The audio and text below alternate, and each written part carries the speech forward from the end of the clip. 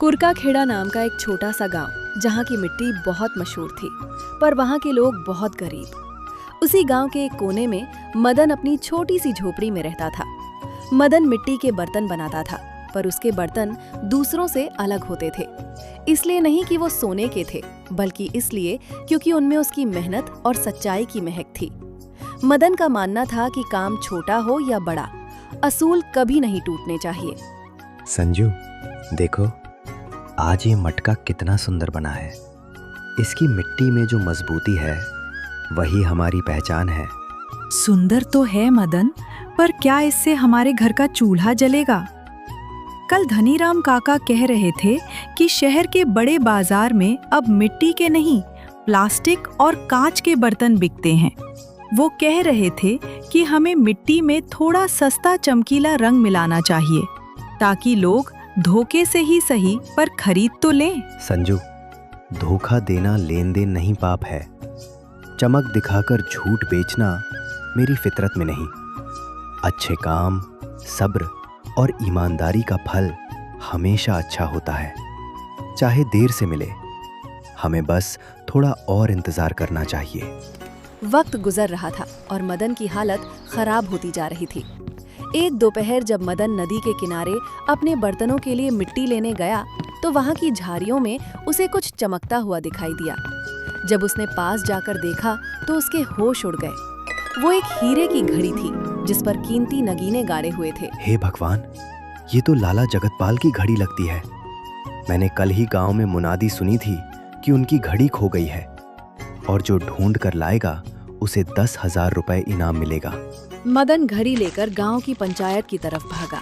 रास्ते में उसे धनीराम मिला, जिसकी नजर मदन के हाथ में चमकती घड़ी पर पड़ी। ओए मदन, ये क्या है तेरे हाथ में? अरे, ये तो लाला जी की घड़ी है। पागल है क्या जो पंचायत जा रहा है? इसे शहर ले जाकर बेच दे, तेरी 7 पुश्तें बैठकर खाएंगी। नहीं, ये मेरी मेहनत की कमाई नहीं है, ये किसी की अमानत है। अगर मैंने इसे रख लिया तो मेरी ईमानदारी मर जाएगी। किसने देखा है तुझे इसे उठाते हुए? धनीराम काका, ऊपर वाले ने देखा है, और सबसे बड़ी बात, मैंने खुद को देखा है। मैं चोरी की दौलत पर अपना घर नहीं खड़ा कर सकता। मदन ने धनीराम की बात अनसुनी कर दी और लाला जगतपाल की हवेली पहुंच गया। लाला जी वहां परेशान बैठे थे। मदन ने आगे बढ़कर वो घड़ी उनके हाथ में रख दी। लाला जी, ये आपकी अमानत है। मुझे नदी के पास मिट्टी खोदते हुए मिली। तुम्हें पता है मदन, इस घड़ी की कीमत इतनी है कि तुम पूरा गांव खरीद सकते थे। तुमने इसे लौटाया क्यों? क्योंकि ये मेरी नहीं है लाला जी, और हराम की कमाई से सुकून नहीं खरीदा जा सकता। मैं तुम्हें इनाम में पैसा दे सकता था, पर वो खत्म हो जाएंगे। इस थैला में कुछ पुरानी यादें हैं, इसे ले जाओ, शायद ये तुम्हारी किस्मत बदल दे। मदन थैला लेकर घर लौटा, पर उसे नहीं पता था कि ये थैला इनाम है या उसकी ईमानदारी का इम्तिहान। संजू बड़ी उम्मीद से पास आई।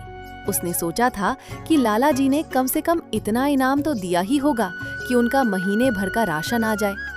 लेकिन जैसे ही थैला खुला, दोनों दंग रह गए। थैला में न सोना था, न चांदी और न ही रोकड़ा। उसमें सिर्फ कुछ पुरानी फटी हुई किताबें और मिट्टी खोदने के अजीब से लोहे के औजार थे। ये क्या है मदन? इतनी बड़ी ईमानदारी का ये फल मिला? उन्होंने तुम्हें ये कचरा थमा दिया। हमारे बच्चे भूखे हैं और हम इन पुरानी किताबों का क्या करेंगे? संजू, गुस्सा मत करो। लाला जी बड़े तजुर्बेकार इंसान हैं। उन्होंने कहा था, इसमें यादें हैं। शायद वो हमें कुछ सिखाना चाहते हों। बिना लालच के मेहनत करना ही असली कामयाबी है, ये मैंने हमेशा माना है। हम इन्हें फेंकेंगे नहीं। लेकिन वक्त मदन के सब्र का इम्तिहान लेने पर उतर आया था। अगले ही महीने गांव में भयंकर सूखा पड़ गया। नदी सूख गई और वो मिट्टी जिससे मदन बर्तन बनाता था, पत्थर जैसी सख्त हो गई। घर में अनाज का आखिरी दाना भी खत्म होने लगा। मदन के बच्चे भूख से रोने लगे। क्यों मदन, अब वो किताबें पकाकर खिला रहा है क्या बच्चों को? मैंने कहा था कि वो घड़ी बेच दे, पर तू तो महात्मा बनना चाहता था। देख ले, अब अपनी ईमानदारी का नतीजा। धनीराम काका, वक्त बुरा है, मेरा इरादा नहीं।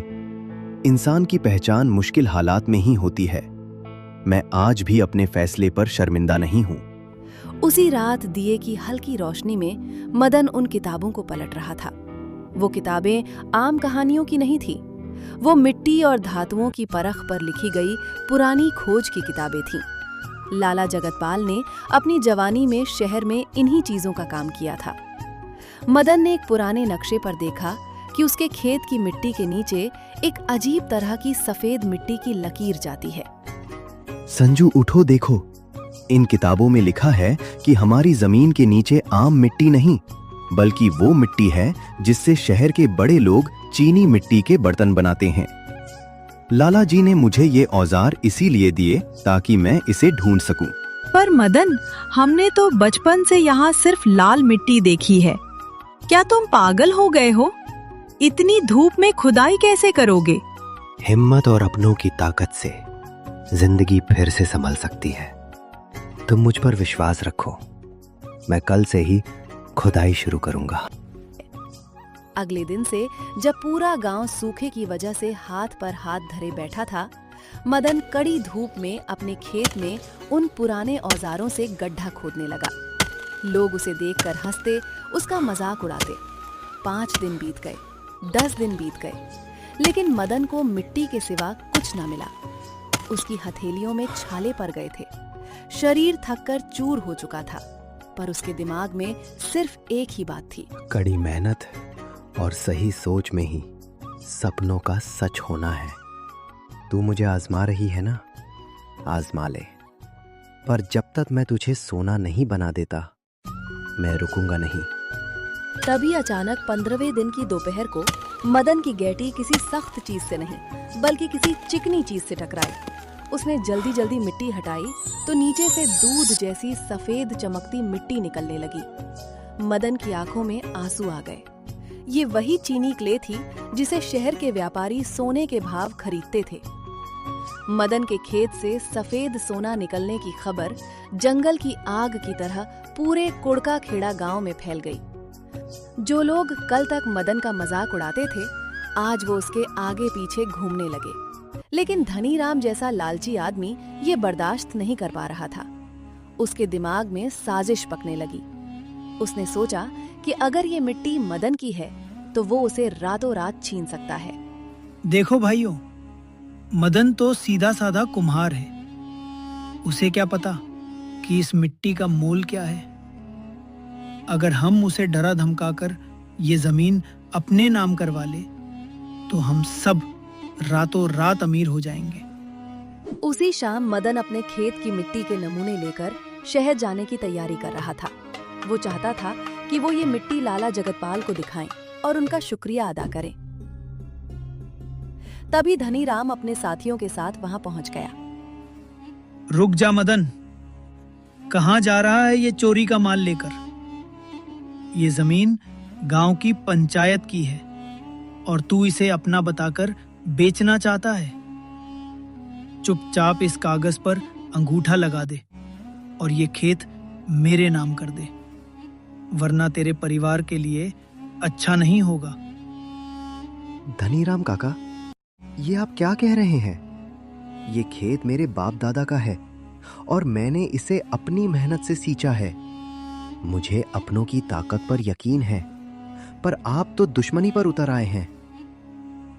धनीराम काका, शर्म कीजिए।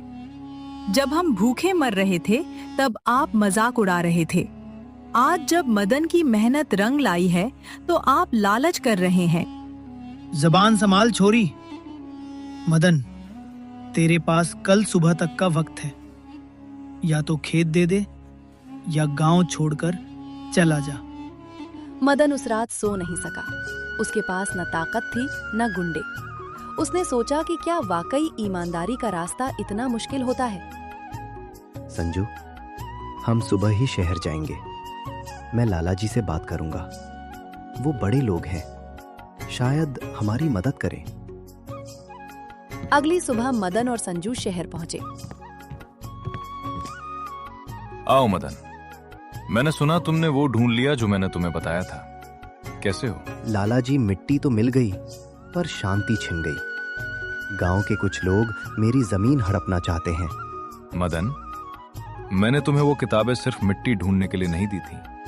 मैंने देखा था कि तुम्हारे अंदर खुददारी और हिम्मत है। जो इंसान अपनी किस्मत खुद बदल सकता है वो उसे बचाना भी जानता है।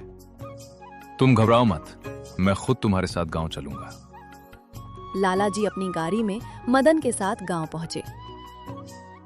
वहां धनीराम पंचायत लगाए बैठा था और सबको भड़का रहा था कि मदन ने गांव की संपत्ति चुराई है। देखो गांव वालों, ये मदन अब बड़े लोगों को साथ लेकर आया है ताकि हमें दबा सके। ये मिट्टी हमारी है। धनीराम, ये मिट्टी मदन की मेहनत की है और जिस जमीन की तुम बात कर रहे हो उसके असली कागजात मेरे पास हैं। मैंने ये जमीन मदन के पिता से खरीदी नहीं थी, बल्कि उन्हें तोहफे में दी थी सालों पहले। मदन के पास इसका पूरा हक है। धनीराम के पैरों तले जमीन निकल गई। लाला जी ने पुलिस को भी साथ लाया था। धनीराम का झूठ पकड़ा गया। लाला जी, आपने मेरी मदद क्यों की? क्योंकि मदन, सच्चे दिल से की गई मदद कभी बेकार नहीं जाती। तुमने मेरी घड़ी लौटाई थी, आज मैंने तुम्हारी इज्जत लौटाई है। भाइयों और बहनों, ये जो सफेद मिट्टी मिली है ये सिर्फ मेरी नहीं है। यह इस मिट्टी की देन है जहां हम सब ने जन्म लिया है। मैं यहाँ एक बड़ा कारखाना लगाऊंगा, लेकिन मैं उसका मालिक नहीं, बल्कि हम सब हिस्सेदार होंगे। इंसानियत और सच्ची नेक दली ही असली दौलत है। मदन, लोग कहते थे तुम पागल हो जो बंजर जमीन खोद रहे हो, पर आज तुमने सबका चूल्हा जलाने का इंतजाम कर दिया। ये होता है कड़ी मेहनत और सही सोच का नतीजा। मदन, तुमने आज साबित कर दिया कि लालच और घमंड से इंसान अपना ही नुकसान करता है, जबकि दया और परवाह ही सच्चा सुख लाती है। मैंने तुम्हें सिर्फ रास्ता दिखाया था, पर उस पर चलने की हिम्मत तुम्हारी अपनी थी।